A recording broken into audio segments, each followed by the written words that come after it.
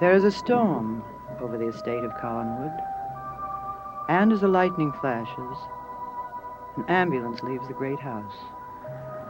For this night, an aged silversmith arrived with important information, which might give two people a clue to the dangers that threaten them. For now the silversmith is dead, and no one knows how he died.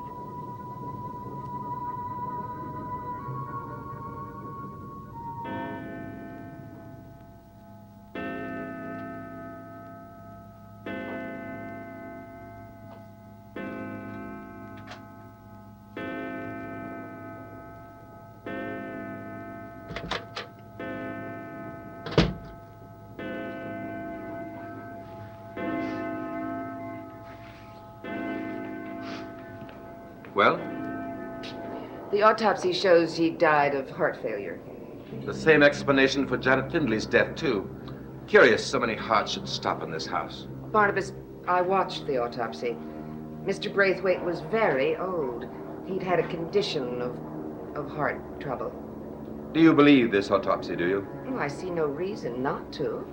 There was no sign of any violence. There were no marks on his body.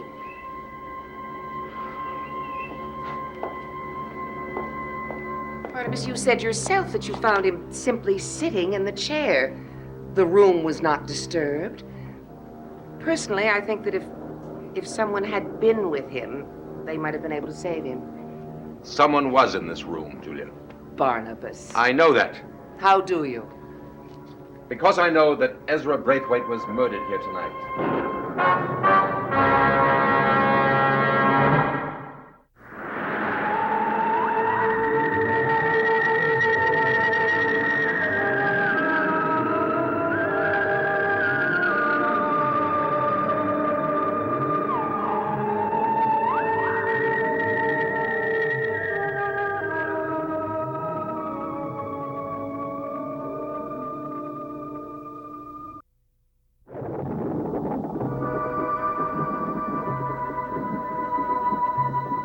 The night is stormy and terrifying, blemished by the evil touch of one long dead.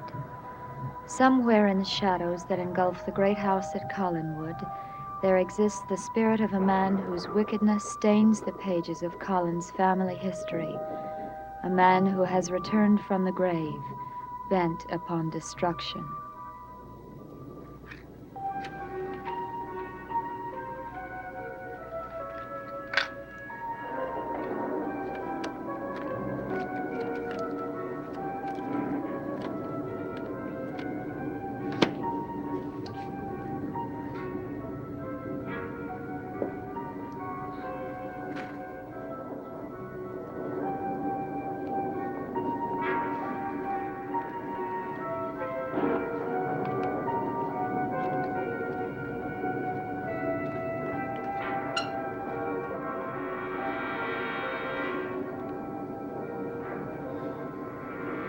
Is not possible. 1897. The same woman who led us to Chris's cottage.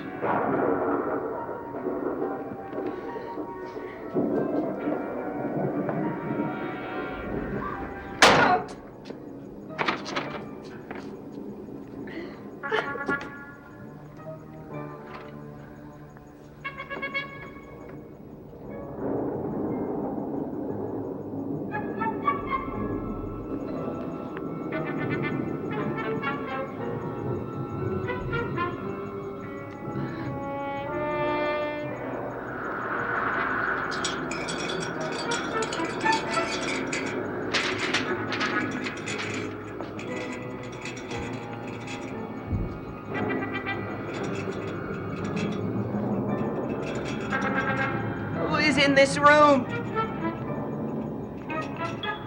Who is here? Answer me!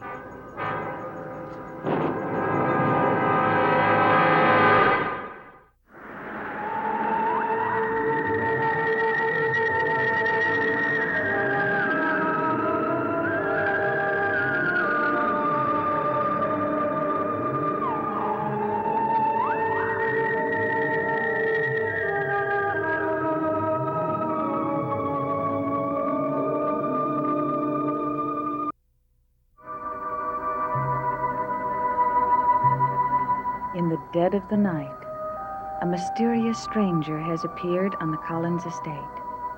He is there looking for Chris Jennings, claiming he is a friend from years gone by. But he has aroused the suspicions of two people he has spoken to.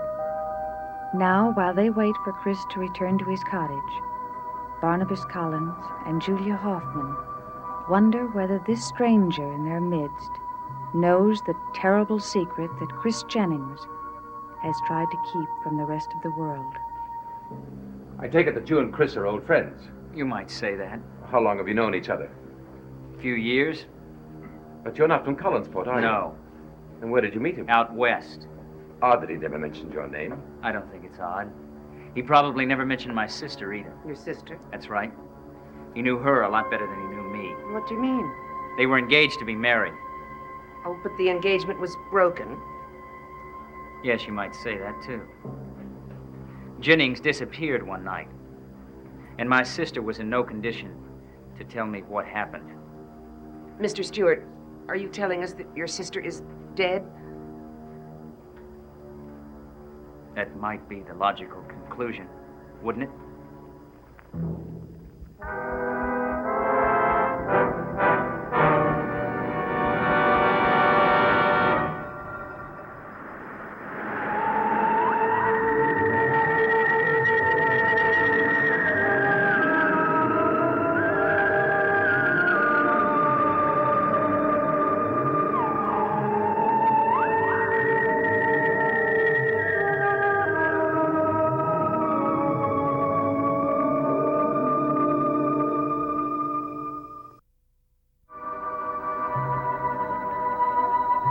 There exists within the great house at Collinwood the malevolent spirit of a man long dead.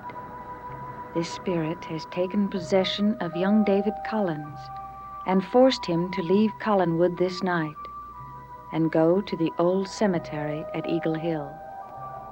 There, in the Collins family mausoleum, a terrifying creature is locked behind the wall of a secret room. David Collins will have no choice but to do what the spirit of Quentin Collins has ordered, unaware that he will be placing his own life in danger.